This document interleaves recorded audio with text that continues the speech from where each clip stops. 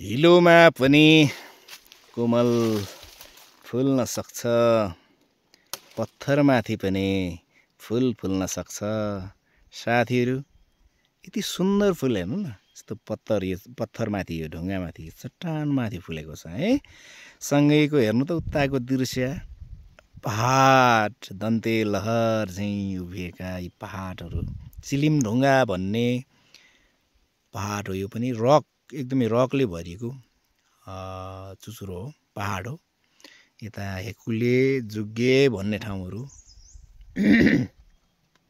है। कति सुन्दर दृश्य छ मित्रहरू है, लुकिङ गुड। हेर्नु, पुरै ढुङ्गा चट्टानमाथि यो फुल फुलेको छ।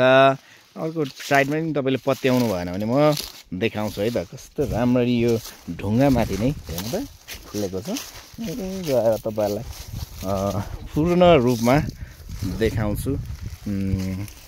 अर्को साइडमा माटो छ भन्ने बुझ्नुभयो होला तपाईँले, त्यस्तो होइन, पुरा चट्टानमाथि नै फुलेको छ यो फुल। यति राम्ररी यो गुराँस फुल्न सकेको हेर्नुहोस् त, वाह हो। तलदेखि नै चट्टान हेर्नु त, चट्टानमाथि यसरी फुलेको है। बिचमा सूर्यको प्रकाश देखिन्छ, सूर्यलाई छेक्यो यो फुलले हो। वाउ, प्राकृतिक सुन्दरता भनेको यस्तै हो साथीहरू है। कति सुन्दर छ होइन। Wow, I like it, I like it। हेर्नुहोस्, यता आसपासमा टनाटन अलैँची छ साथीहरू, हेर्नुहोस् है। यसलाई के भन्ने, खोल्साको सुन भन्ने कि कालो सुन भन्ने कि पहाडको सुन भन्ने कि है, जे भन्दा पनि हुन्छ मित्रहरू। यो सबै देखिने भूभागमा अलैँची छ, यस्तो छ। यसरी चाहिँ अलैँची भइरहेको छ। म त टक्कै यहीँ माथि उभिएको छु। गुराँसको अगाडि म नउभिउँ जस्तो लाग्यो, किनकि एउटा सुन्दर फुलको अगाडि म उभिँदा यो सुन्दर फुलको अपमान होला जस्तो लागेको छ। हेर्नुहोस्, यो राष्ट्रिय फुल पनि हो, यति मोटो र बाक्लो फुलेको छ। म त यो त कति मजाले कैद गर्न चाहन्छु भने हेर्नुहोस् त, मौरीहरू यसरी चरिरहेका छन् यसमा है। यसलाई चुम्बन गर्न मौरीहरू आएका छन् है। मौरीले यसलाई चुमिरहेका छन्, कति सुन्दर छ हेर्नुहोस्। मौरी घुमिरहेको छ। फुलमा बास्ना मात्रै होइन, फुलमा सौन्दर्यता मात्रै होइन, गुलियो रस पनि हुन्छ यसभित्र। त्यसैले गर्दा फुल फुल नै हो, फुल जस्तो अरू केही पनि हुँदैन। फुल बस, फुल केवल फुल नै हो। फुलको विकल्प, फुलसँग तुलना गर्ने अरू कुनै कुरा नै हुँदैन है। यस्ता फुलहरूमा चाहिँ झिँगा होइन, मौरी यसरी हुन्छ, मौरी बस्छ, मौरीले चुम्बन गर्छ यसलाई होइन। कति राम्रो फुल। म मौरीलाई पनि तपाईँहरू सामु कैद गरेर देखाउन खोजेको थिएँ, तर मौरी जब हामी नजिक गइन्छ भागेर जाँदो रहेछ होइन, भाग्दो रहेछ। तर मौरी उडिरहेको भने म यहाँबाट देखाउन सक्छु तपाईँहरूलाई।